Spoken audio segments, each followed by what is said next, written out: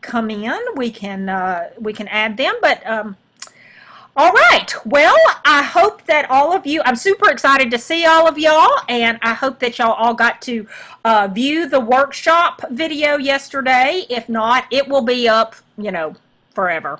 And I hope that all of you got to see the showcase as well. We owe a huge thank you to Nicole Neville, who was the I guess the brainchild behind a lot of what you saw in the showcase, and Brian Jordan from Fusion Point, who actually was the guy who made it all happen.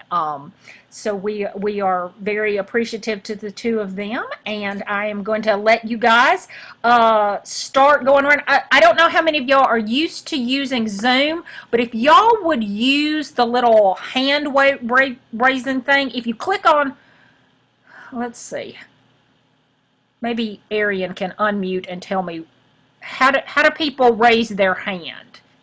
Do they just click on there? There's a bottom bar on the screen if you hover, and that says reactions. It has like a smiley face and a plus sign. If you click that, it'll give you like a clap and a thumbs up. Is that what you mean? No, actually, there's a way to raise your hand, and I can't remember how to do that. I don't know if that's next to your name. We can totally do it that way, where we're just sitting here with our hands raised. It works. It works just as well. I just have it on the big thing, and so it's not as easy for me to see everybody. Okay. On Zoom, if you go to the bottom bar and left of the reactions button is the participants button, and you can click on that and it will pull up a list of all of the participants, and then there's a little menu of 3 buttons at the very bottom of that list, and the one on the right says raise hand, and if you click it, you'll see a little blue hand go up in your screen. I see people raising their hand. Thank you, Miss Arian. Thank you. Arian, of course, is our young technology guru, because I'm old and I don't know. So let's start with letting everybody go. Now, let's see. Okay, I will just I'm going to do the introductions then, since I can see all of you at once, and then y'all can just unmute yourself and say hi. We're going to start on my screen. The top is Krista Jones. So Krista? Hey. She is the local chair for Gordon County, Georgia. And then next we have Jennifer Holloway. She is the state chair from Texas. Then Arian, our wonderful, now she's a volunteer, but she was Distinguished Young Woman of America for 2018. Then next we have Christy Strelecki from, she's the state chair from Iowa. And then we have the state chair and the state judges chair from Maine, Paula Maselli and Steve Sherlock. We have both of our state chairs, since I'll go ahead and do both of them, from Tennessee. Co-chairing is Tracy Fant and Nikki Wilkes. Then we have one of our presenters and national support team member, Debbie Duffin.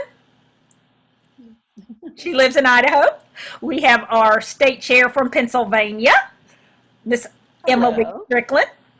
And then we have the state chair, and I don't know what Pam does, but one of the state board members in Illinois, Tiana. I'm sorry? She's the judges chair. That's what I thought. Okay, so judges chair, Tiana Paquette and Pam Boker. We have regional judges coordinator and the one of the state judges chairs from Kentucky, Doria Wilson. And we have outgoing state chair, incoming NST from Georgia, Linda Greco at the bottom. Alrighty, I think that's everybody for now. I don't have anybody in the waiting room, so I want to open up with everybody. If like I said, just use the hand raising thing if you would like to ask a question or make a comment. But I'm going to pretty much let you guys decide the flow of this breakout session. And the starting point we're going to talk about is, let's start with last night. Is there anything anyone has a question about for the program last night, or any comments that anyone wants to share? I'll talk if you raise my hand. Go ahead. I thought it was above what I was expecting, way above. It was awesome. Good, good, good. There was a lot of hard work that went into it. And we need to thank all of you guys for, especially all of you state chairs, who helped your representatives get their videos together and get them submitted. Was super, super impressed with the young women that we saw last night. Yeah. For our contestant, we were in complete shutdown. We had to sneak her into a gym and we only had a half hour. Oh my goodness. She had to get her fitness done, choreograph her routine, and tape it all. We could not get anybody in that gym with her. She couldn't get to a store. We were in lockdown a week after she was selected. Wow, wow. Well, super, We're just super. starting to open up. Yep. Well, we are super, super excited. Arian, can you, I know you have actually talked to the national class. Can you share with us what their reactions to the whole process and then leading up until last night? Yeah, I mean, I've only talked to a few of them via breakout session that Dora hosted for the class of 2020 with some of the alum. But I think one thing is it was generally pretty stressful for every participant in their own ways. I think for better or for worse, they all bonded around the collective stress and anxiety that went into all of the different elements that were converging around, excuse me, around their nationals experience. And they all faced some kind of logistic, mental, emotional struggle on the way to getting their things submitted.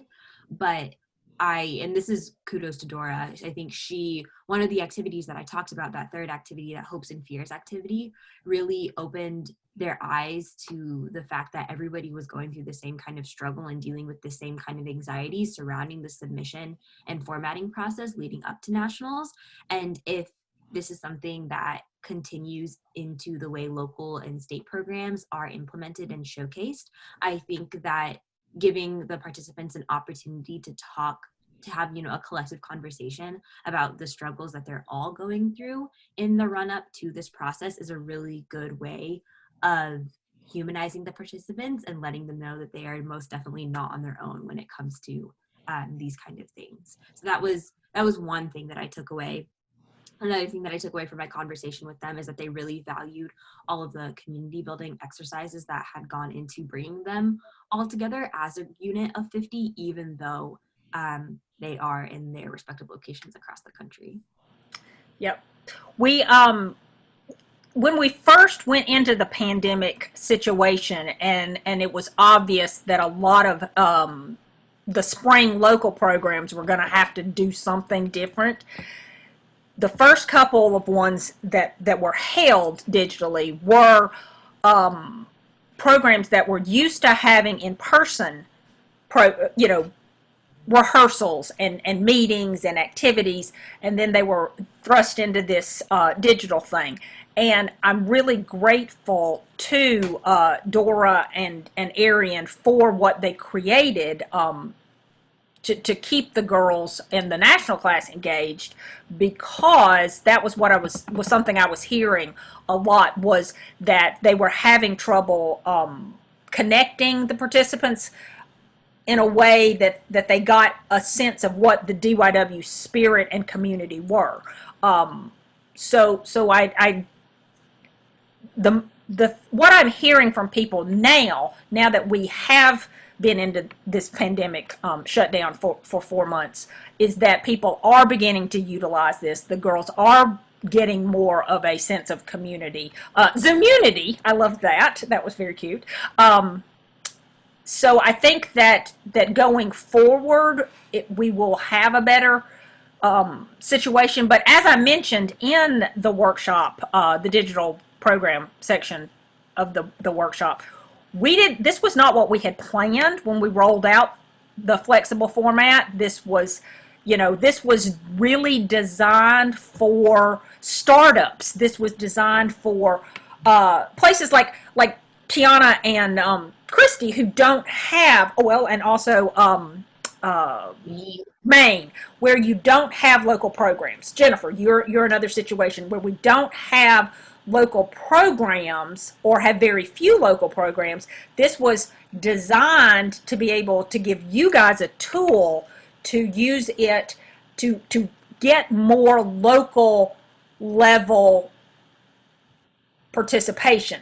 I know for myself, and in Arian's case, Shane from her local chair, not local, her state chair, even though Arian went through a local program, I talked with Shane right as the pandemic was starting, and he was saying that just to have the flexible digital programs, they went in Indiana from having 1 or 2 girls in Arian's class, no, 19, so it would have been the class after Arian, but 1 or 2 girls participating in the at-large program in Indiana for the 19 class to having, I think he said 7 or 8 in the 2020 class, which was the first year they rolled it out. That's and good. what we find is that if a girl, especially in states like Maine and Iowa and Indiana, where there's not a whole lot of brand recognition for DYW, they may have had local programs, or they may have had a lot of junior miss name recognition, but since the change, people are not knowing what it is. What we are finding is that, I'm sure all of you have seen it at every level, but especially for states that don't have local programs, all these girls sign up, and then the closer you get to your state program date, they start dropping because they get scared or they don't know what to expect. And so, you go from a class of 10 to 2 months out to a class of 5 a week before, and then we have had some state programs, none of the ones here today, thank goodness, but I have known of state programs that the day arrives and no one shows up, which is just really distressful for the volunteers. And, and so what we are finding is that just the process of going through a local program or an at-large program gives these girls enough of a taste to stick with it. And so what Linda and I are doing for New York, because we don't have a New York state chair right now, is we are going to have an at-large program, and Linda and Debbie as NSTs. Let me just tell you, if you guys do not know your state chairs, if you don't know your NSTs, please take the next couple of months to get to know your state mentor or NST mentor, because they are so useful to me in helping. Linda's helping me with New York, and Debbie is going to be doing Montana, because we don't have state committees in those in those states. And what we have planned right now is we're going to try to do an at-large, and it's optional. The girls do not have to qualify, as so to speak, at the at-large before they come to state, but we are encouraging them because it gives them an practice in all the 5 categories. In fact, once they send in scholastics, we can use it for both, but it allows these girls to have some connections with the volunteers, to have connections with each other, and most importantly, they'll be doing the life skills workshops for public speaking and interview before they do their evaluation for public speaking and interview. So this gives them one interview and one self-expression under their belt before the state program. It also, what we're going to do is we're only requiring them to do a fitness sequence, which is the 5 8 counts or 4 8 counts, whatever it is, the 32 counts for the at-large, so that they get used to the process of learning a fitness, something fitness, and then when we actually have our state program, it'll be a short fitness routine.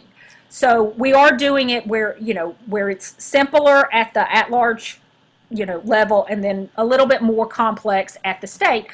But what we will do is every girl who goes through that at-large program will be named as a state, not as a state, as a local representative.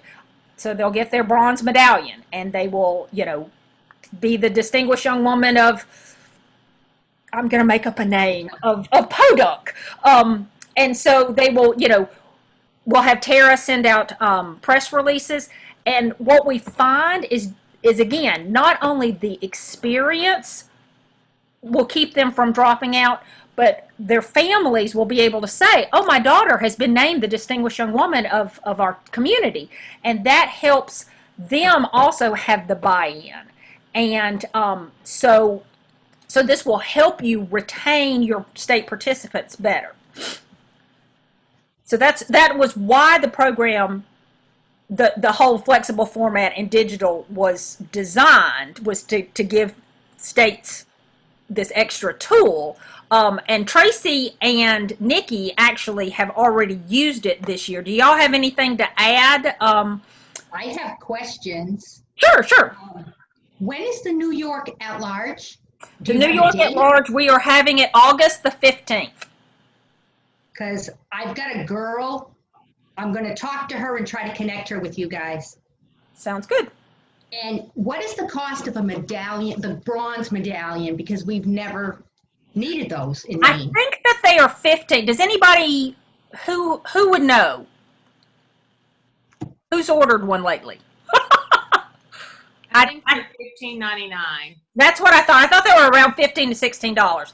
I will tell you, states who do not have local programs, if you want to hold a digital at-large, well, actually, Emily, you have locals, but this goes for you too. So any of y'all, if y'all want to go this year to using this, I will pay for your medallions out of my NFD budget.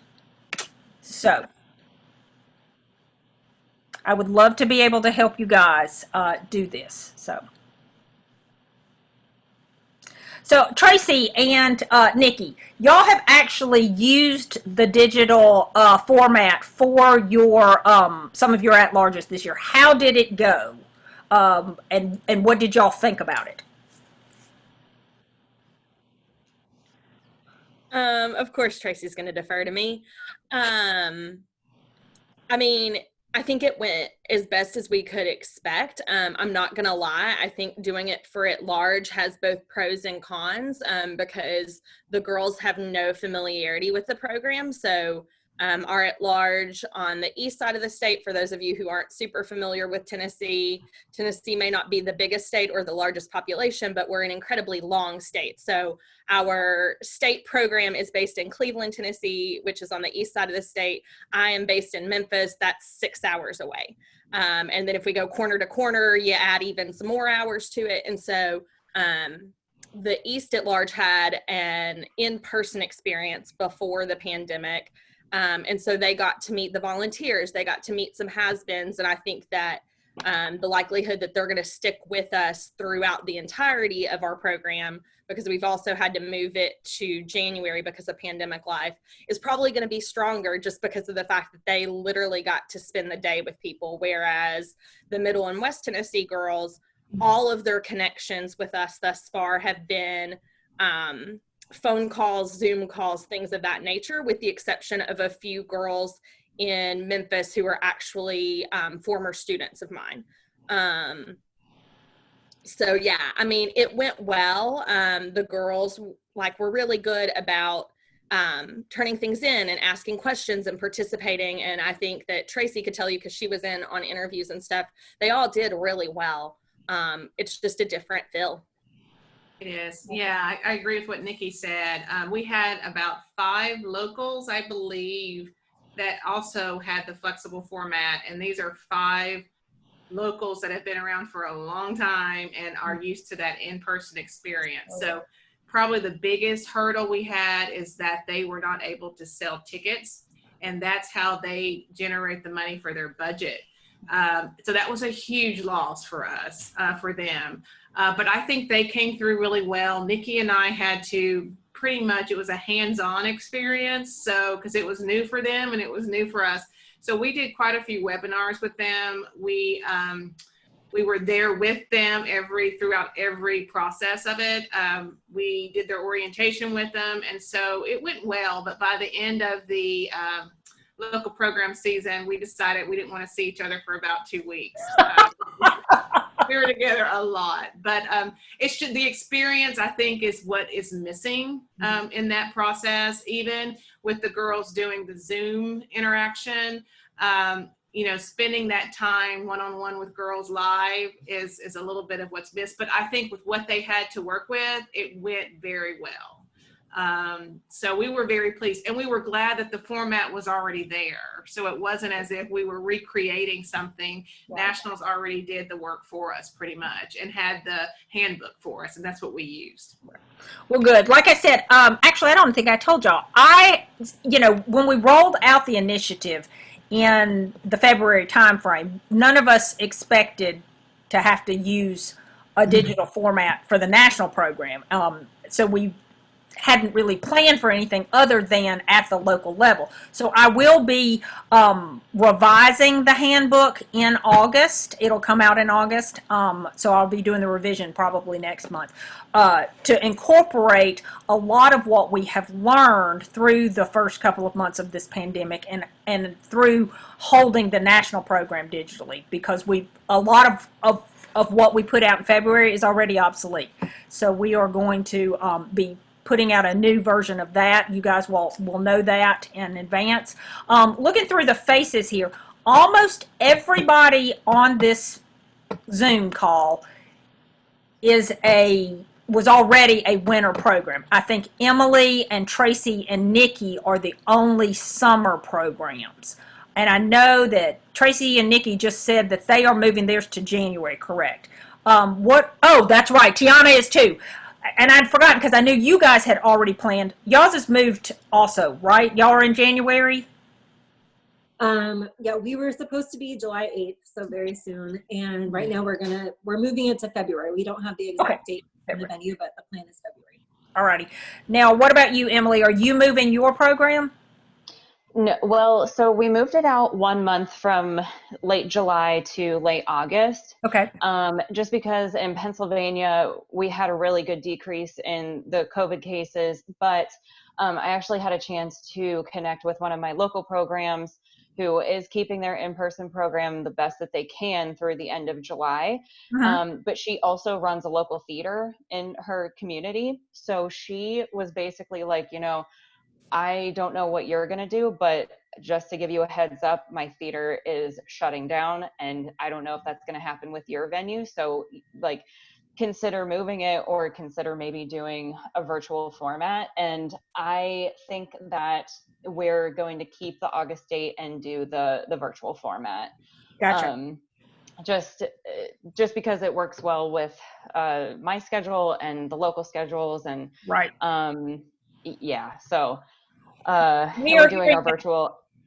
I'm sorry. We are hearing that from a lot of people that and I talked to, hello, Eve Marie. I don't know if she showed up at the bottom of all of y'all, but this is New Hampshire State Chair, Eve Lynch, and she is also a winter program. So we're talking right now about the moving of programs. Obviously, keep me posted just because, that I need to know these things. But more importantly, as so many people are moving to the virtual platform, one of the benefits is there are no travel expenses. And so you can get some really phenomenal judges panels put together. We have the digital judges list available now. I will be updating it monthly at the beginning of each month. Reach out to the people on there. There's a variety of people who have all kinds of talent expertise. I'm trying to put that down. So as people let me know that they want to be on the judges list, I'm asking them, what their occupation is, so that you can get a mix of professions, but also asking them if they have any expertise in any areas for that as well. So you do have the opportunity. I wanted to put out there, so for you, Krista, who have a local program, you only have to have 3 judges for a digital local program. I am, again, we had initially said you could have as few as 3. But again, that was when we thought it was only going to be available for locals. Now that we are having to expand to, nationals and state programs, I prefer for you to have 5. Let's try to stick with 5. But if you cannot find 5 people willing to serve as digital judges, 4 would be good. But I really would rather, for state programs, to have the 5, to have 5 voices, to have 5 evaluators looking at your classes. I just feel like that is a better idea for state programs. And I do think it's going to be easier for you guys to find judges because of the you're not going to have people traveling. A lot of people are still working from home. One thing I do want y'all to know is that you do not have to do it all in one day the way we normally would a live showcase. It is absolutely okay for you to have all your interviews, on one day, or half your interviews on one day. Whatever works best for your judges, your volunteer. Well, it would be the judges committee who would be, monitoring the evaluations. And for your participants. We do want to stress we are being flexible with the actual scheduling. But again, so you could, then have the fitness evaluation and the talent evaluation at a different time. The one thing that I can do for all of you that this is for everybody at any level, I can take your participant video submissions and put them together to make the evaluation videos. That way it's easier for your judges chair to just show say for instance the fitness videos or the talent videos or the self-expression videos to your judges panel all at once via a Zoom.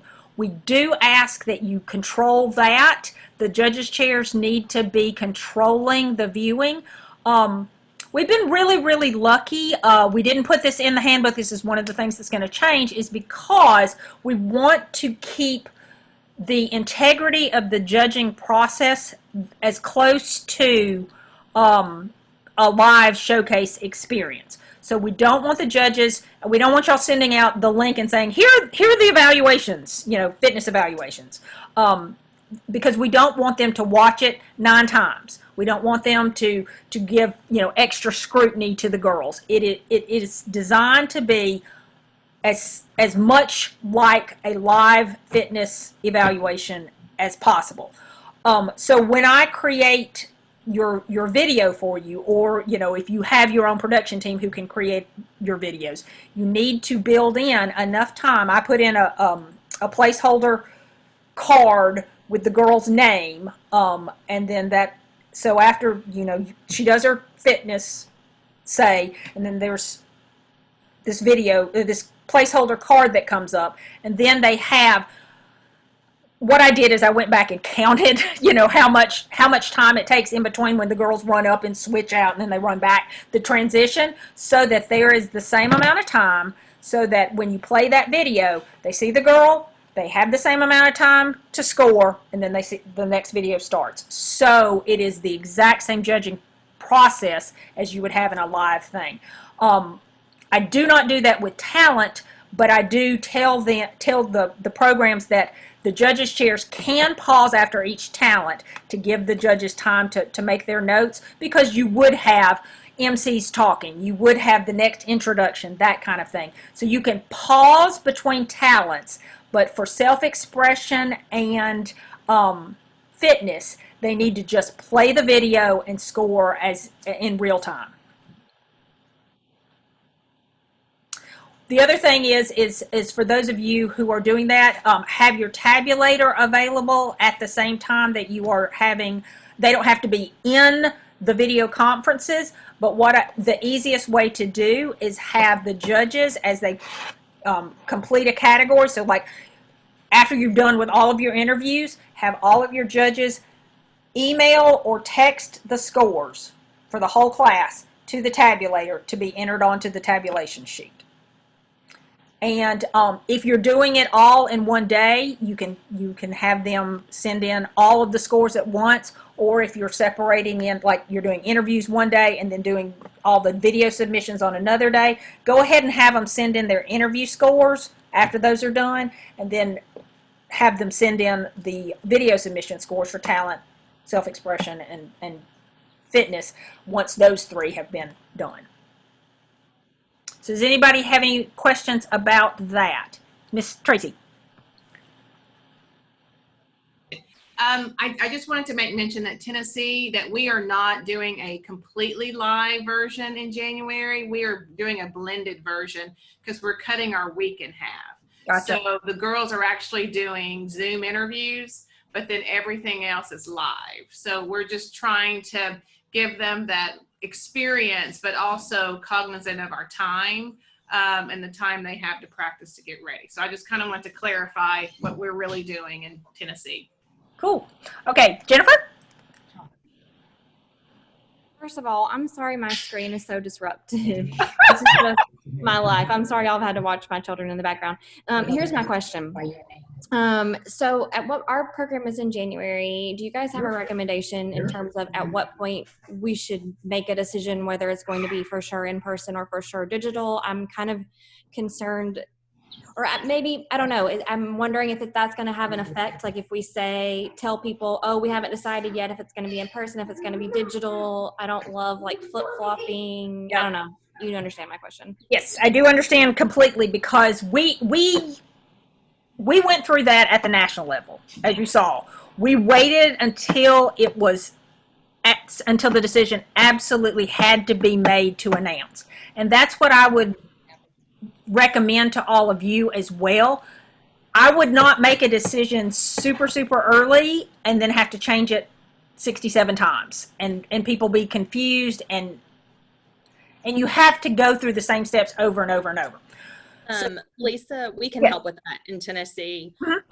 So Jennifer, the board met at least twice, I think, trying to figure out how we were going to tackle having our program in the midst of the pandemic. And the last time we met, we were still in agreement that we definitely wanted to have a live program if at all possible, but we also recognized that may not be possible. We don't know how the pandemic is shifting. And so the board decided that we're going to make the call November 30th. So November 30th. And we also, Tracy's husband is our board chairperson, and he and the board, and Tracy most likely, if I know anything, had a letter that we sent out to all of our participants and their families and our local programs to let them know, here's what's happening, here's our existing plan. You'll know by November 30th whether we're going fully digital or fully live. And could I see a copy of that? Yeah, well, we can send it to Lisa. Uh-huh. And then Jennifer, we also, in the process, all of our contracts have that November 30th date on it. So like our theater contract, the hotel contract, we're housing our girls at a campsite. So they'll all be together during that period. And that contract all has that November 30th date. So, because they all know, you know, on November 30th, if we can't have it, we're not going to have, we got to get out of the contract. So, but we can send that to Lisa, and Lisa, you can share if that works. That sounds perfect.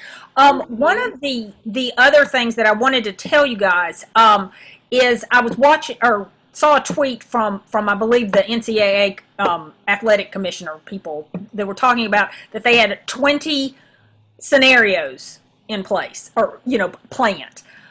I definitely do not think y'all need 20, but at a minimum your committee needs to have a meeting, and it probably needs to be a Zoom, face to face, or a teleconferencing call, but y'all need to sit down and come up with 3 plans. A plan for a live show, like what Tracy and Nikki just said. Because even if you are able to get into a venue and have a live show, what we are finding is a lot of venues are enacting new procedures and policies to be able to allow you to use their facility. So you need to be in contact with your facility and know what kind of changes are going to be set up for you guys to do a live program. Have a hybrid program plan. A plan for y'all if you can bring your girls into town.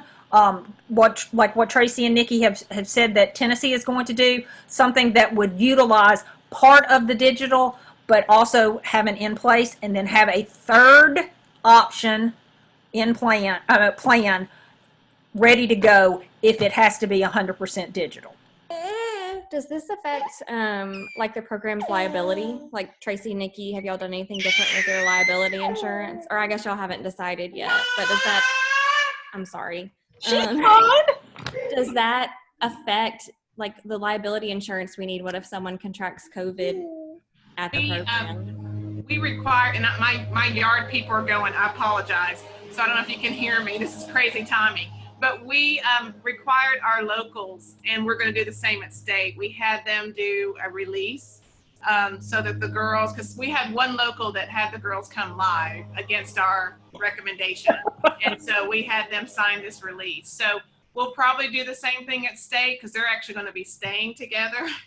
And we've talked about that. But the one thing Lisa mentioned about the reduction and restrictions on the theater space, they told me that we may be at 50% capacity. And so we negotiated that rate because I'm like, well, if we're at 50% capacity, you need to reduce our rate by 50%. So that's in the contract too, where they'll reduce it based upon the restrictions and capacity. So our people, we're at Lee University, and they've been very good with giving us some leeway, and everyone we worked with.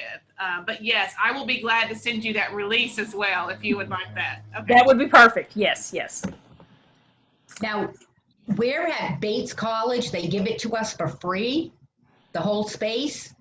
And we've got to follow their rules, but we're still doing it in February. We are planning live. They are having all students come back to campus. So I have to follow what they do at this point. So there will be a plan A, B, and C. Yeah, that is the one thing that we really want you guys to know. And I had hoped, because I had a really great conversation with SID in Mississippi. They are another one of our summer programs, and like Emily had mentioned, they just really, for their volunteers, can't move their program into the winter. And I know that Carissa in Washington had said the same thing. Washington State had said to me earlier, we have this program at the end of the summer because we have so many volunteers who are educators. So this is when our volunteer corps can work. So we definitely understand that. But one of our things with this is that because of the uncertainty and the whole, whether you can get in or not. One thing that we are recommending is if you have been in a school setting, which they have much more stringent policies, and you can't get into it for a local, but you still want to have a live program, you still want to have a live program, start reaching out and looking at churches. They often have less restrictive policies to let you use their venues. Mississippi, they already have their program. Like Mississippi and Alabama, I know, have their programs in churches already, so they already had that. But I recommend you contacting your venues and working with them as much as you can at the earliest possible juncture. Tiana. Sorry. Okay. So we have plans A, B, C, and D, but A already didn't happen. So I guess We have 2 plans. But I just wanted to share Plan C in case it's a helpful idea for anybody. So Plan C would be still having an in-person program. I mean, we probably would do the videos via Zoom earlier, but having the on-stage totally as normal, but it would be if we're still restricted to having about 50 people in the building, which is what it is in Illinois right now. We would have no parents. So I'm thinking doing some kind of organized thing right before it starts where like the parents could be in the parking lot with the cars decorated and the girls kind of go out in their coats and everybody gets a like nice good luck. And then we go in and the parents can either stay in their cars or go somewhere warmer but live stream it. And then right when it's over, you know, the girls will be able to come out and see their parents. So that's our Plan C right now. Love, I love that. really want to have it. I want to have the stage experience if possible. I understand Plan D would be not doing that, but I would love for them still be able to, you know, be on the stage and have the lighting and the sounds and everything, even if the parents couldn't be in the room at that moment. And that is one thing I do want to let y'all know. The live streaming, when you go to a live stream, say like Instagram Live or Facebook Live, you are opening your program up to potential copyright and licensing issues. Oh, that's a good So point. be very, very careful about live maybe even streaming. doing, yeah, that's a great point. So maybe doing some sort of private live Well, stream where only the parents. From what I understand, and again, I'm not the person to ask, but if you have questions, let me know and I can get them answered. From what I understand is that as long as you are live streaming it and not charging, oh yeah, you can probably get away with it, but don't but don't put it like don't have it on YouTube. So like if you record it while you're live streaming, don't then put that up on YouTube. That apparently putting it on YouTube brings in the copyright, and then anytime you charge brings in the copyright issues. So you know, be very, very careful. And if you have any questions, let me know. I don't know the answers. I will be upfront and honest, but Val does, and we can run them through. We run all the questions through her to make sure that we are not opening you guys up to any sort of lawsuits and that kind of thing. Thank you.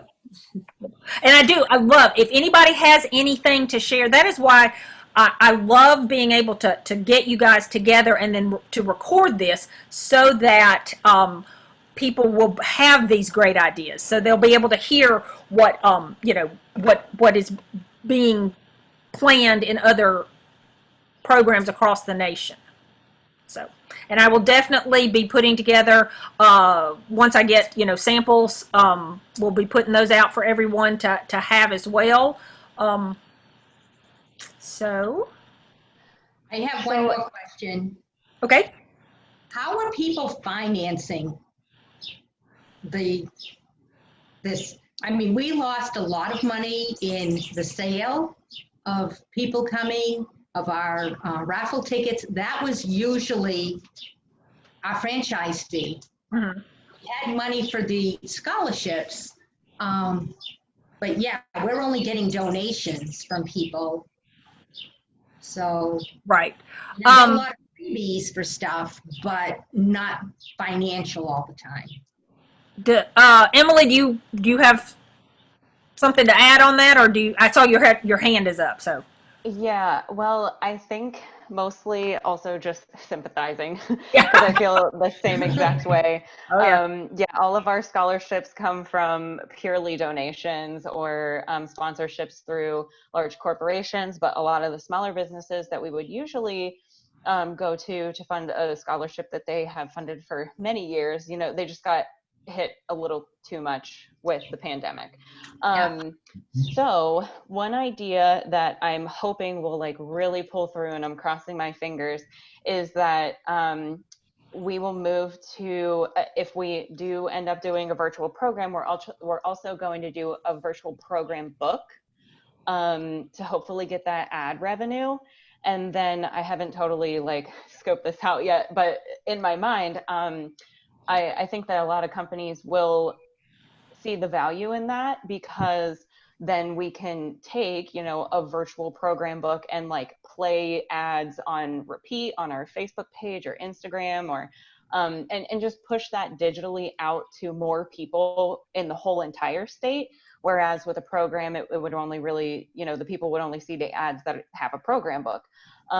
So like I said, still really hoping that that is like something that we can do. And I haven't put together the logistics yet, but in my head, it sounds like a good idea. And I mean, yeah, hopefully we Most can get it to definitely. work. Yes, and if you need any help with that, let me know. I have the, you know, the full creative suites and can help with graphics. Doing a local program book right now for one of the local programs.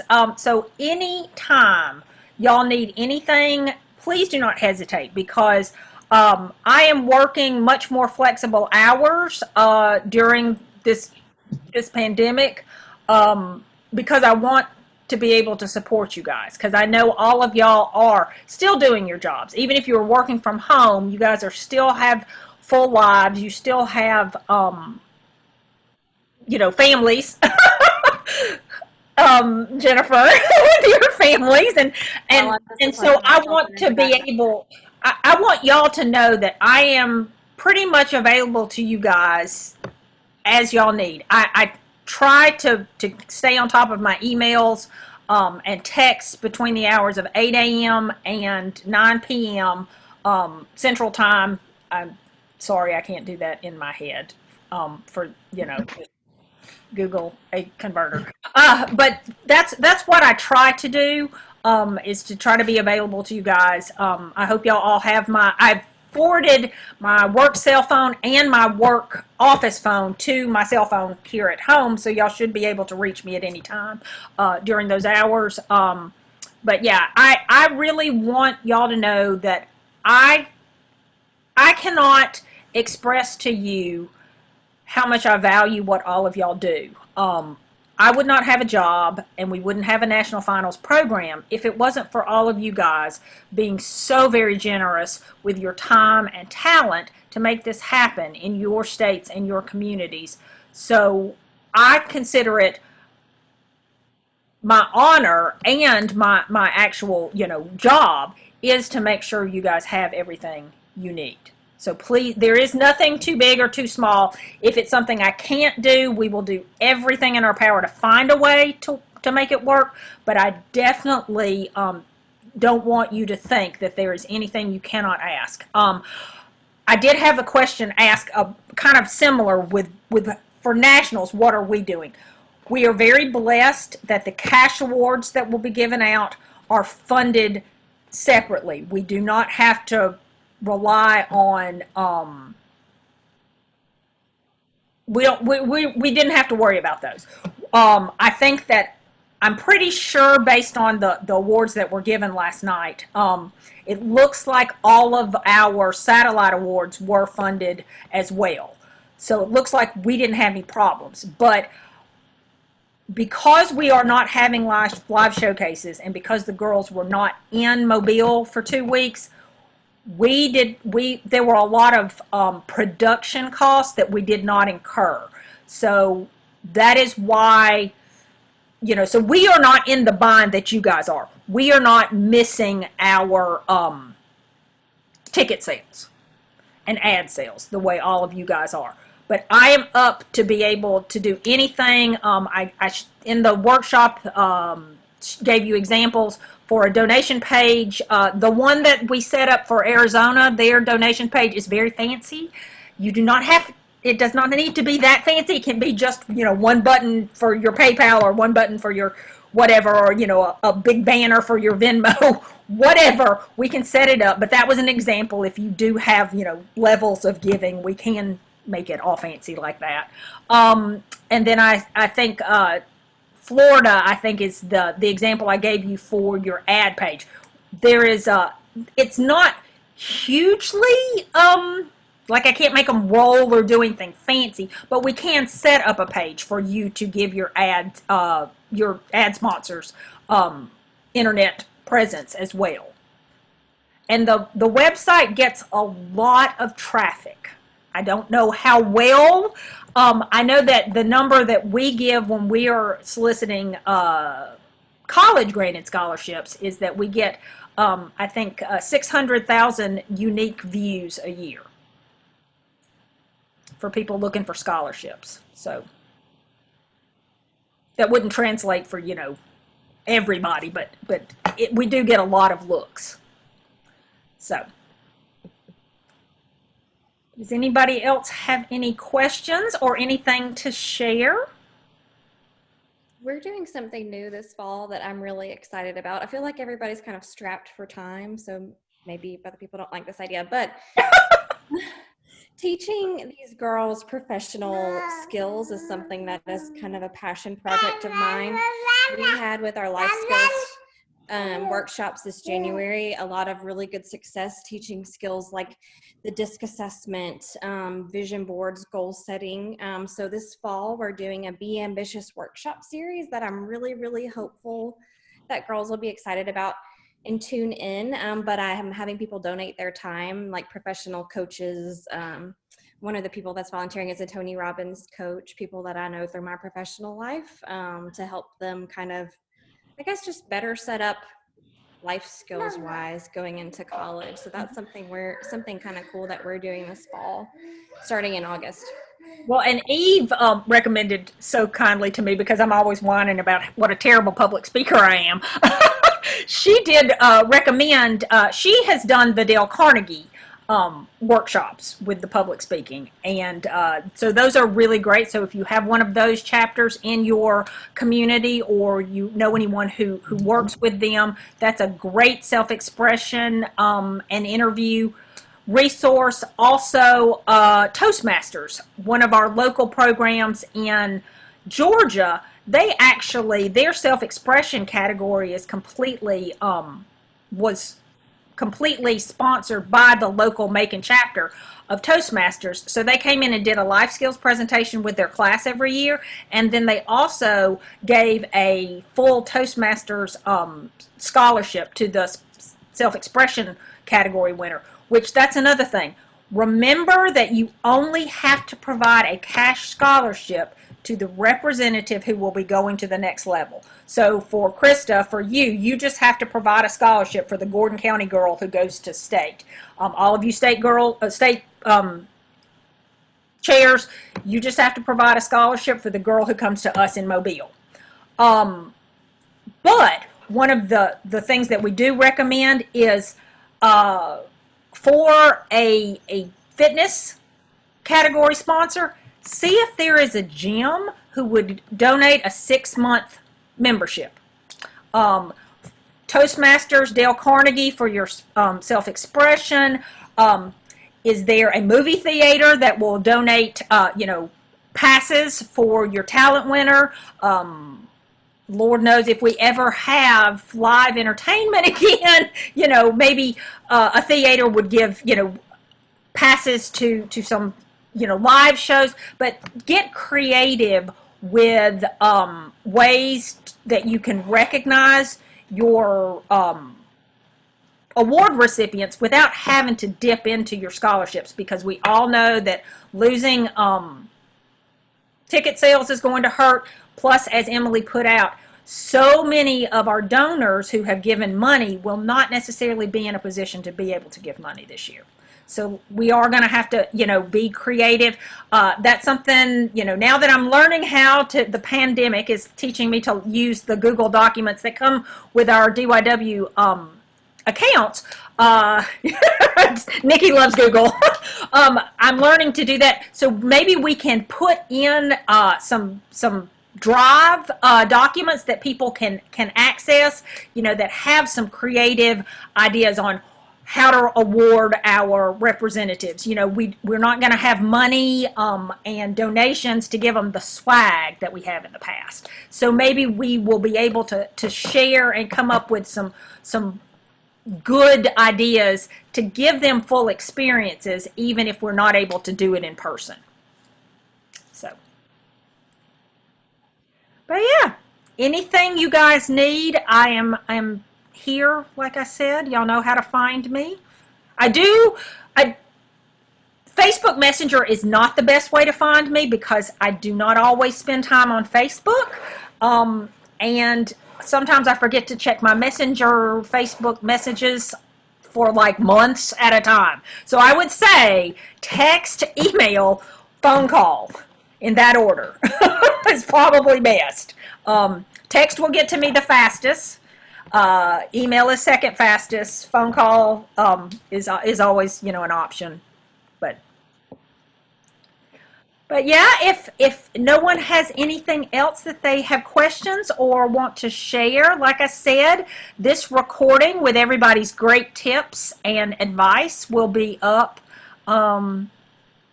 probably Wednesday morning. But I thank you all. It's so wonderful to see y'all's faces. I appreciate every single one of you and have been so thrilled this year. I got to travel a lot and see a lot of you in person. And so that's been wonderful. I think I have been, okay, so Christy and Tiana are the only ones that I have not been to see. I think I've seen everybody else's programs live. Oh, Arian, I have not seen Indiana's. So I think I've seen everybody else. We were lucky enough to have Mark one year, so that is true. That is true, and he's super excited to be joining you again. So he's super excited. So you will probably get me sooner because I will tell you, if Mark comes to your program or Shelby is now available, she is now old enough to judge. I am much more likely to tag along with the two of them. wonderful. Which Kentucky, Doria got me this year because I tagged along. Oh, and I'm sorry, I have a very loud cat screaming. Let me move. Okay. So between Jennifer's babies and my cats. So, but yes. So. You've always been my Mardi Gras partner. Yep. Yes, and hopefully Mardi Gras season will be open this year. And I did tell the NSTs we are hoping that we will bring the girls back, the class of 2020 back at some point. We do not know when, but I feel like Kendra is very adamant that as soon as it is safe to bring them back and we can get them all down here. So it may be, in Christmas break, winter break of their sophomore years in college. Lord, please don't let it be that long. But the plan is to bring them down here to get them the full Mobile celebrity experience. It won't be 2 weeks, but they also won't have the stress of the showcases and rehearsals. So they will spend their entire 4 days just having fun. You guys are all welcome to come as well. If we have enough people, maybe I can get a deal with some of our hotel partners. But I would love to have you guys down as well. Anytime y'all want to come to Mobile, if you're not coming all at once, my kids are usually at college, unless, we're pandemicking, which then y'all can't come anyway. But, we do have 2 extra bedrooms. I'd love to have any of y'all. Oh yeah, and when we can all travel again, and Taylor Swift starts her tour back up, I'm going to see Taylor with Tiana. Are you laughing at me, Arian?